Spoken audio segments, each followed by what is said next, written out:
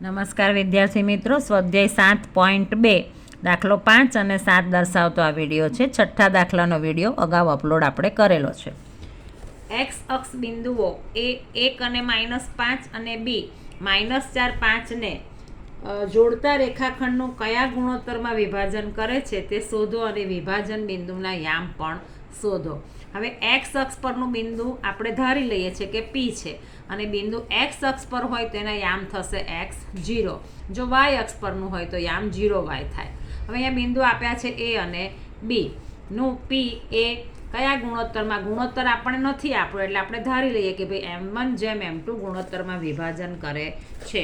હવે આ x1 y1 x2 y2 અહીંયા આપણે લખી દીધા. હવે ગુણોત્તર આપણને ખબર નથી પણ અહીંયા x યામ x છે અને y યામ 0 છે, તો જો આપણે y યામ શોધીશું તો આપણને m1 અને m2 મળી જશે.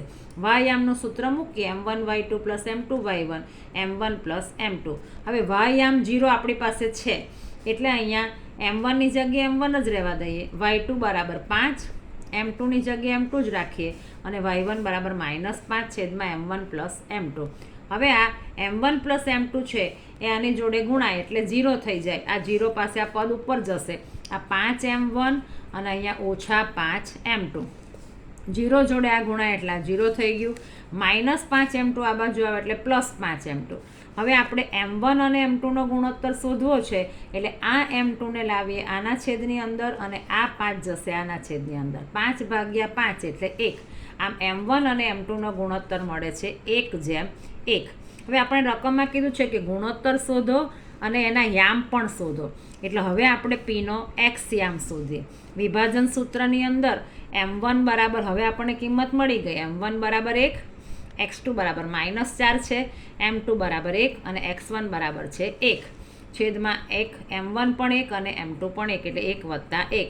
-4 1 જોડે ગુણાય એટલે -4, 1 ગુણ્યા 1 એટલે 1 અને છેદમાં 2. -4 ને +1 તો -4માંથી +1 જાય એટલે -3/2.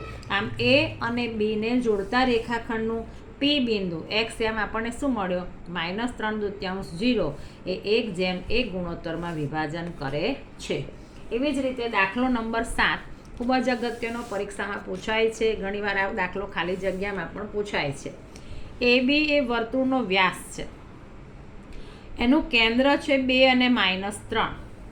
બીના યામ છે 1 અને 4, તો આપણે એના યામ શોધવાના છે. તો આપણે અહીંયા ધારી લઈએ કે બિંદુ એ છે, તો કે અહીંયા બિંદુ એના યામ આપણે XY ધારી લઈએ. AB એનો વ્યાસ છે અને O2 અને -3 એ વર્તુળનું કેન્દ્ર છે. હવે આ આપણે x1 y1 અને આ x2 y2, તો આ XY અને આ આપણને x2 y2 મળશે 1 અને 4. તો આપણે ABનું મધ્યબિંદુના યામ આપણી પાસે છે 2 અને -3. મધ્યબિંદુના યામનું સૂત્ર છે x1 પ્લસ x2 છેદમાં 2, y1 પ્લસ y2 છેદમાં 2. હવે અહીંયા x1 બરાબર છે x અને x2 બરાબર છે 1 અને છેદમાં 2, y1 બરાબર છે y અને y2 બરાબર છે 4 છેદમાં 2. હવે આ x યામ છે, આ x યામની સરખામણી આપણે આ x યામ જોડે કરીએ એટલે 2 બરાબર x + 1 છેદમાં 2. આ 2 અહીંયા ગુણાય તો 2 દુ 4, x + 1 +1 આ બાજુ એટલે -1, 4માંથી 1 જાય તો 3, તો આપણને xની કિંમત મળે 3. એવી રીતે આ y યામ છે એની સરખામણી આ y જોડે કરીએ એટલે આ -3 ને અહીંયા y + 4 છેદમાં 2, 2 અહીંયા ગુણાય તો 3 દુ 6, -6 +4 આ બાજુ આવે તો -4 અને 6 -6 ને -4 એટલે 6 ને 4 10. આમાં આપણને x યામ મળશે 3 અને y યામ મળશે -10.